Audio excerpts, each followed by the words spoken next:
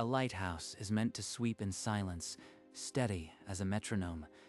But tonight the beam was cutting the dark in a pattern that did not belong. Hayato had come to the seaside town to sell his late grandfather's cottage, not to chase ghosts in the dark. Why is it blinking like that? It's not the fog signal. That's not right. I feel like I should know what this means. Like a word I've forgotten. Short, long pause. Short, long pause. It wasn't a malfunction. It was deliberate. Probably just some automated system on the fritz. Don't get pulled in. Then why hasn't it stopped? Why does it feel like it's looking right at me? The light kept calling, and no matter how he tried, he couldn't look away. Fine. I'll write it down. If I record it, maybe it'll make sense in the morning. He didn't sleep that night.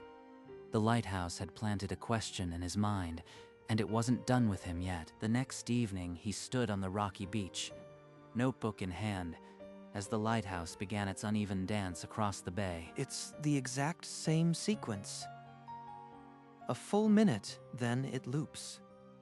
This is no malfunction. At the cottage desk, he transcribed every flash into dots and dashes, filling page after page with the same stubborn rhythm. This isn't Morse. The durations are all wrong. It's something I used to know. The symbols scratched at a buried door in his mind, but the lock held. Maybe a substitution. Letters for numbers, but the grouping doesn't match anything standard. He cross-referenced every naval code he knew from his grandfather's files. None of them matched. I made a code like this when I was a kid, with someone. Who was that? He looked up. The light kept blinking, steady as a heartbeat. A message meant to be read, and meant for him. Pages filled the desk, but the answer remained locked behind a door he couldn't yet open. He wouldn't sleep again that night. The next morning, exhaustion forced him to the attic. Searching for a key to the code's familiar pulse, in a dusty trunk, he found a box of his own childhood things. These are mine, from that summer. I forgot they were here. Inside, a tattered notebook, a hand-drawn chart, letters to dots and dashes, title, our code. We made this. A girl with teal hair. I remember her eyes, her laugh, but not her name. Images surfaced. 2 children on the beach, teaching each other signals with lanterns, a promise written in light. A summer that felt endless. This same code. It's what the lighthouse is blinking. Every dot, every dash. Who is she now? Could she be the one sending it? Why? The answer wasn't in the attic. It was out there, across the water, calling to him. He could not wait for calm seas. That night, under a low sky, he cast off a borrowed rowboat and pulled hard for the lighthouse. There it is. 100 feet of stone and glass, and someone inside is sending my old code. Hey, is anyone in there? I need to ask you something. A young woman opened the door, lantern raised, her teal hair whipping in the wind. What are you doing out here? The light is automated. There's nothing to see. Automated? Then why is it blinking a pattern no standard system would use? A code I recognize. I don't know what you are talking about. I am just the keeper. The light does what it's always done. She's lying. Or maybe she isn't. Could she really not know? He had no proof. Only a torn notebook and a memory he couldn't share. Nothing. I got nothing. But that light is still out here, blinking my secret. Hayato stormed back into the cottage, but the lighthouse didn't stop.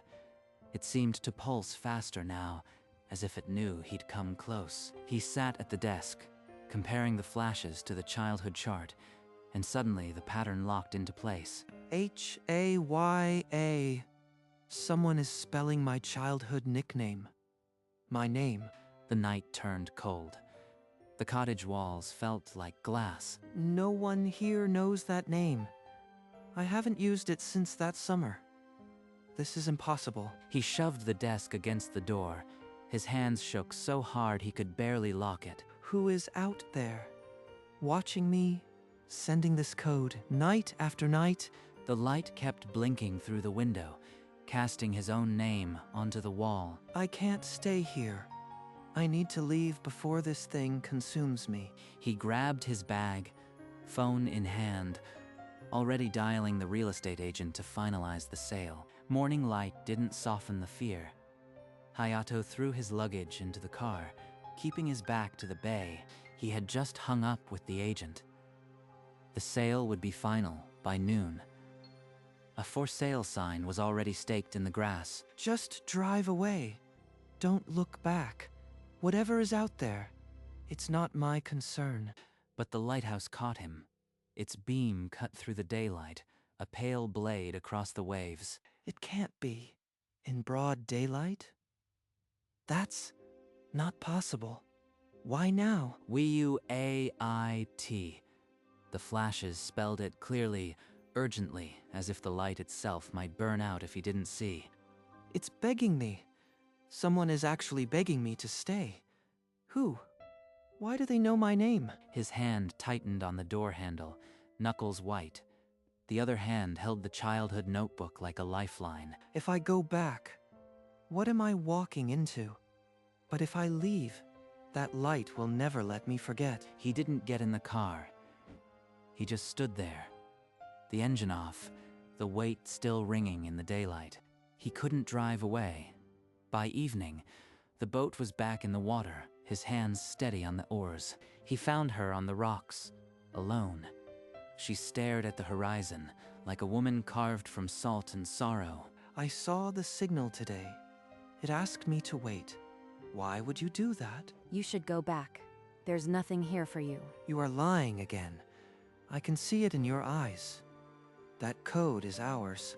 It was ours a long time ago. Her lips pressed thin.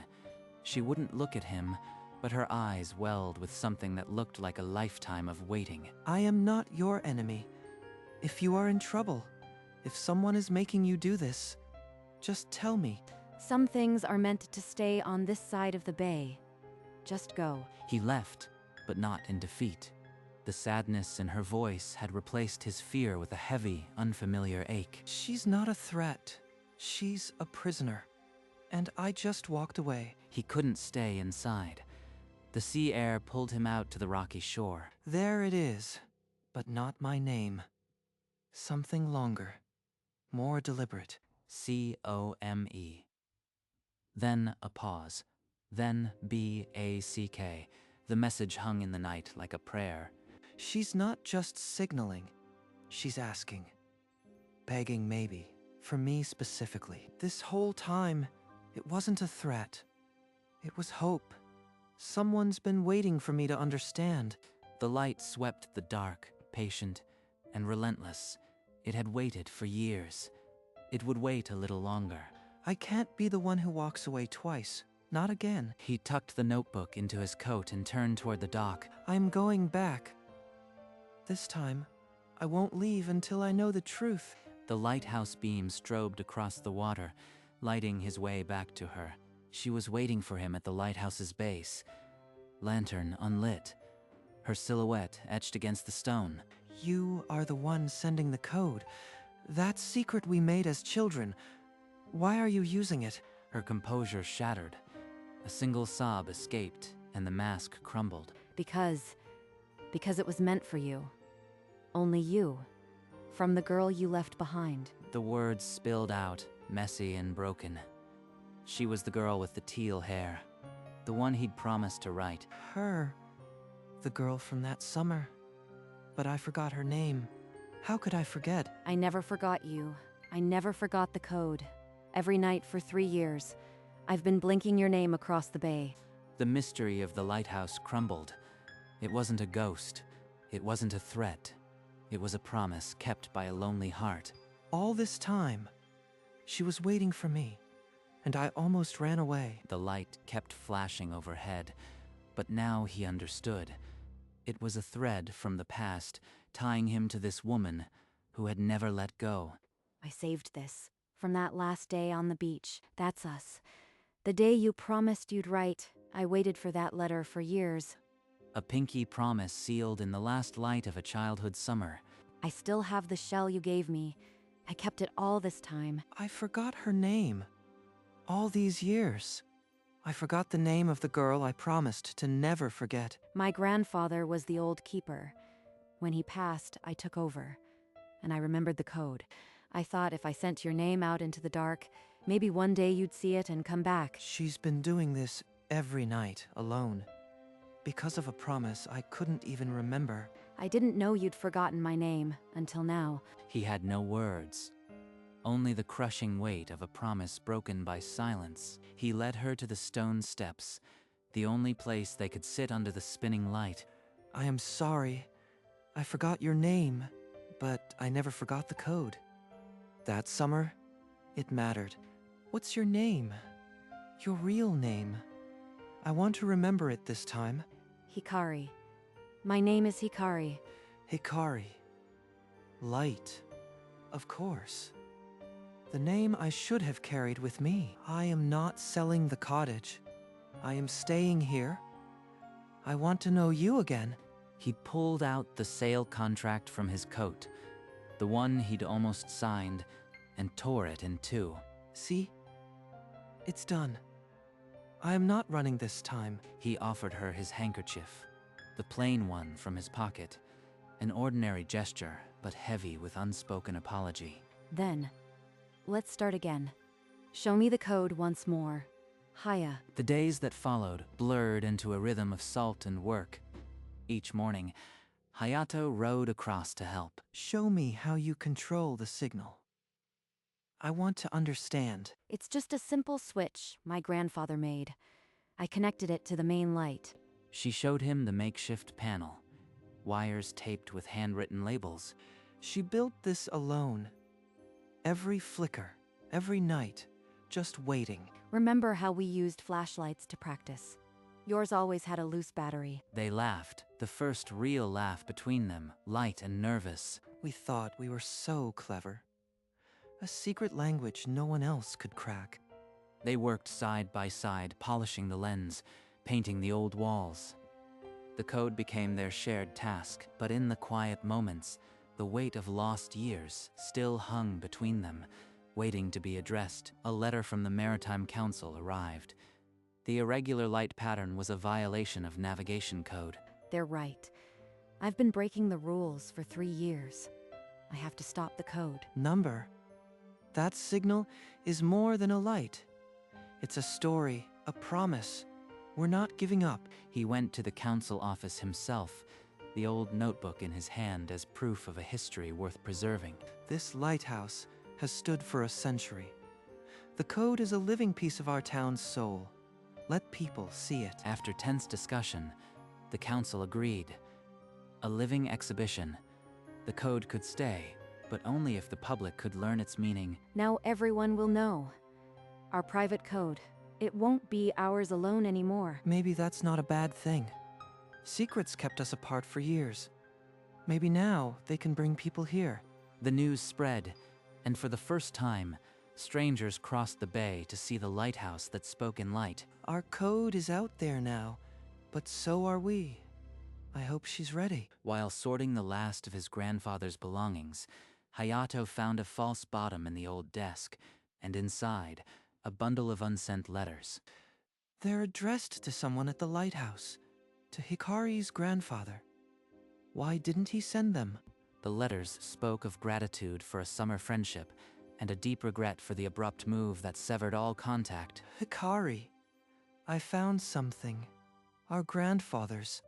They were friends too. And my grandfather never said goodbye. He wrote to my grandfather. No one ever told me. My grandfather never mentioned it. He was sorry. He carried that guilt all his life. Just like I did for forgetting your name. They sat in the quiet.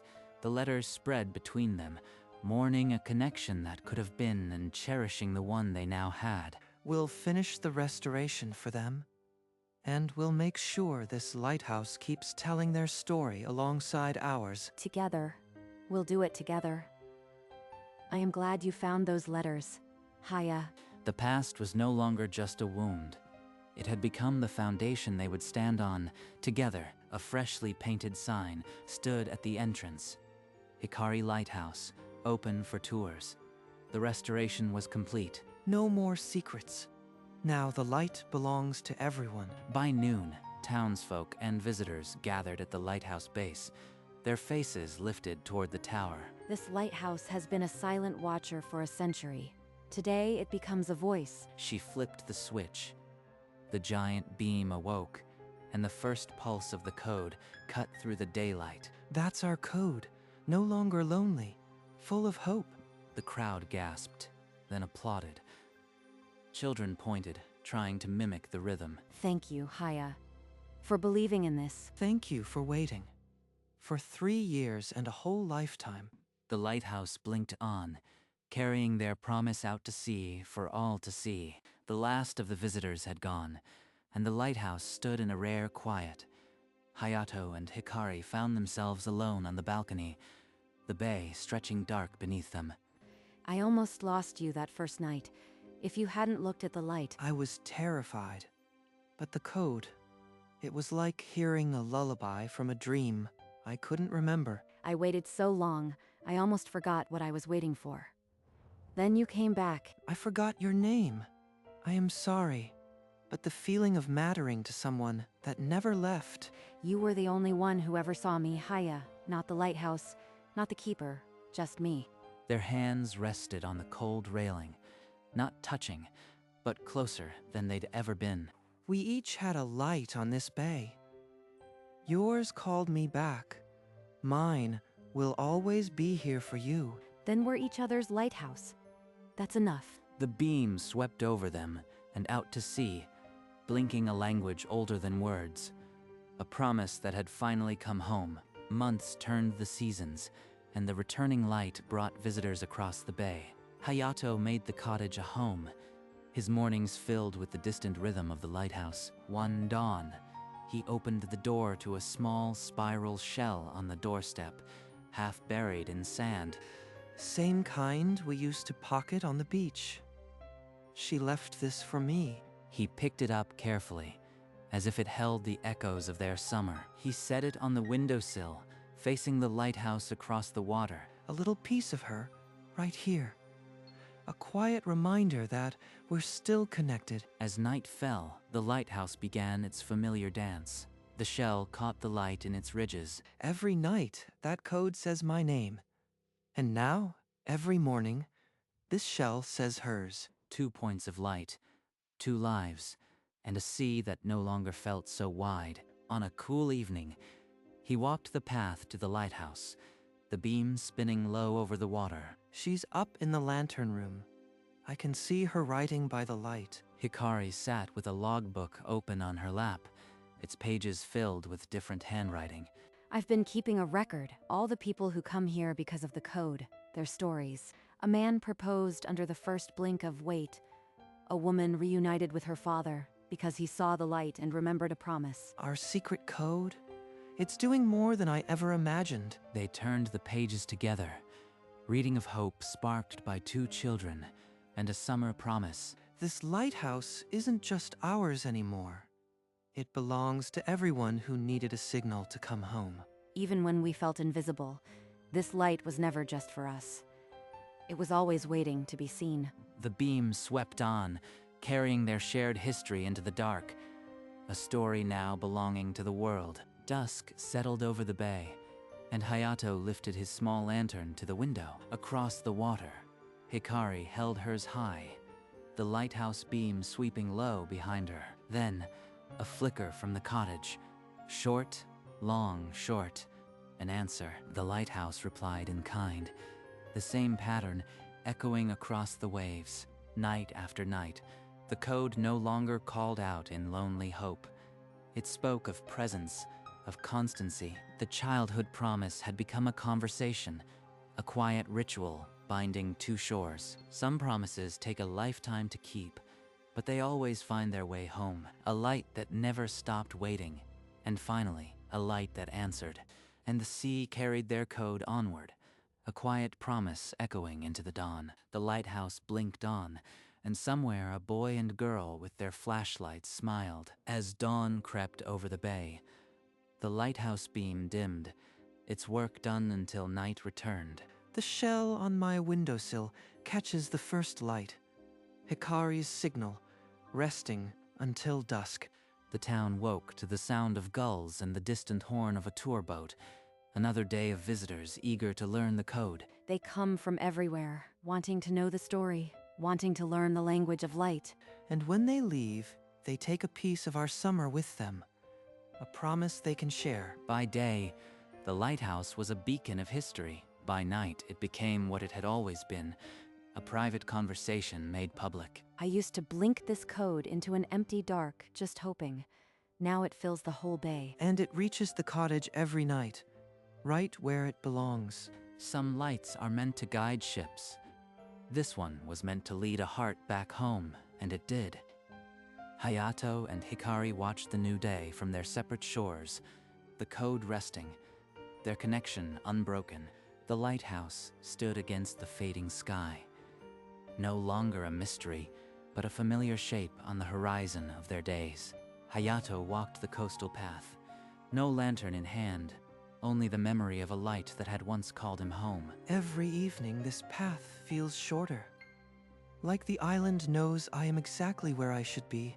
Hikari was by the lighthouse door, not waiting, just present, a cup of tea for each of them. You are early. The light hasn't even started its dance yet. Maybe I just wanted to see it wake up. Old habits. They sat in silence, watching the beams stir to life, a ritual that no longer needed words. His hand reached over, not in desperation, but in the quiet certainty that she would be there. This is enough. More than I ever hoped. A light that no longer has to wait alone. The lighthouse blinked on, steady and sure, and across the bay, the cottage answered with its small, faithful light. In the quiet after midnight, the lighthouse stood anchored between sea and sky, no longer a signal of longing but a gentle pulse in the dark. Funny how a light I once found terrifying now feels like the most natural thing in the world.